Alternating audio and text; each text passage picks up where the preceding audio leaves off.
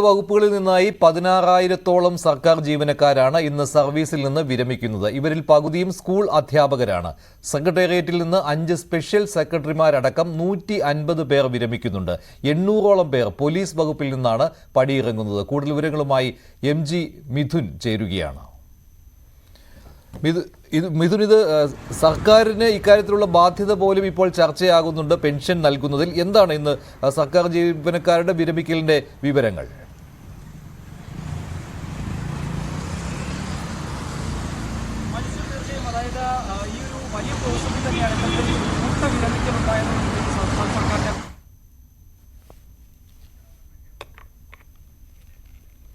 ഇന്ന് കൂട്ടവിരമിക്കലാണ്. ഇതിൽ 16,000-ഓളം ജീവനക്കാരാണ് സർക്കാർ സർവീസിൽ നിന്ന് വിരമിക്കുന്നത്. ഇതിൽ പകുതിയും സ്കൂൾ അധ്യാപകരാണ്. സെക്രട്ടേറിയറ്റിൽ നിന്ന് മാത്രം 5 സ്പെഷ്യൽ സെക്രട്ടറിമാർ ഉൾപ്പെടെ 150 പേരാണ് വിരമിച്ചവരിൽ ഉൾപ്പെടുന്നത്. 800 പേർ പോലീസ് വകുപ്പിൽ, 60 പേർ മോട്ടോർ വാഹന വകുപ്പിൽ സേവനം അവസാനിപ്പിക്കുന്നു. കണ്ടക്ടർമാരും ഡ്രൈവർമാരും ഉൾപ്പെടെ 674 പേർ KSRTCയിൽ വിരമിക്കുന്നുണ്ട്. പക്ഷേ ജൂൺ 1 മുതൽ ജോലിയിൽ പ്രവേശിക്കാൻ നിർദ്ദേശവും നൽകിയിട്ടുണ്ട്. ഇവരെ താൽക്കാലിക അടിസ്ഥാനത്തിൽ തിരിച്ചെടുക്കാനാണ് തീരുമാനിച്ചിരിക്കുന്നത്. മിഥുൻ ചേരുകയാണ്. മിഥുൻ, തുടർന്നോളൂ.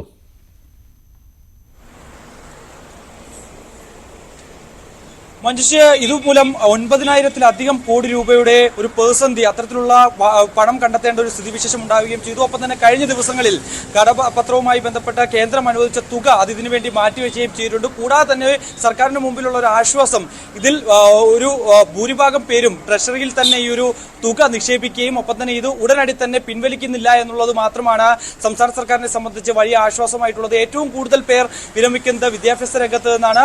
മറ്റ് നോക്കുമ്പോൾ KSEBയിൽ നിന്ന് 1,000-ലധികം പേർ വിരമിക്കുന്നുണ്ട്. ഒപ്പം തന്നെ 800-ഓളം ജീവനക്കാർ KSRTCയിൽ നിന്ന്, അത് കണ്ടക്ടറാകട്ടെ ഡ്രൈവർ തസ്തികയിലാകട്ടെ, അങ്ങനെ ഇവരൊക്കെ തന്നെ വിരമിക്കുകയും ചെയ്യുന്നുണ്ട്. പക്ഷേ ഈ KSRTCയിൽ നിന്ന് വിരമിക്കുന്നവരെ കൂടുതൽ സമയത്തേക്ക് കൂടി, വരും ദിവസങ്ങളിലേക്ക് കൂടി അവരെ താൽക്കാലികമായി നിയമിക്കുന്നതിന് വേണ്ടിയുള്ള ഒരു നടപടി കൂടി സംസ്ഥാന സർക്കാരിന്റെ ഭാഗത്തു വരുന്നുണ്ട്.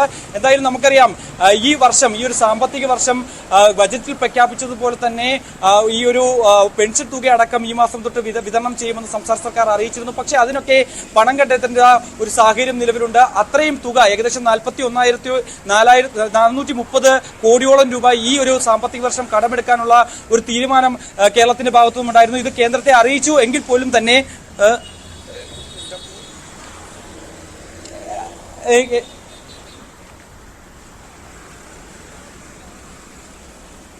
മനുഷ്യ ഇവിടെ ഭയങ്കര കാറ്റായതുകൊണ്ട് ഉള്ള പ്രതിസന്ധിയാണ്. എന്തായാലും വലിയ പ്രതിസന്ധി തന്നെയാണ് ഇതുമൂലം സംസ്ഥാന സർക്കാരിന് ഉണ്ടായിരിക്കുന്നത് എന്നുള്ളത് തന്നെയാണ് ഏറ്റവും ശ്രദ്ധേയമായിട്ടുള്ള കാര്യം. എന്തായാലും വരും മാസങ്ങളിൽ, അതായത് ഈ ഒരു തുക ഇപ്പോൾ ഈ ജീവനക്കാർക്ക് നൽകാൻ സംസ്ഥാന സർക്കാരിനെ കൊണ്ട് സാധിക്കുകയും ചെയ്യും. പക്ഷേ വരും മാസങ്ങളിൽ ഈ ഒരു തുക ഇനി കണ്ടെത്തേണ്ടതായിട്ടുണ്ട്. പെൻഷൻ വിതരണം അടക്കം.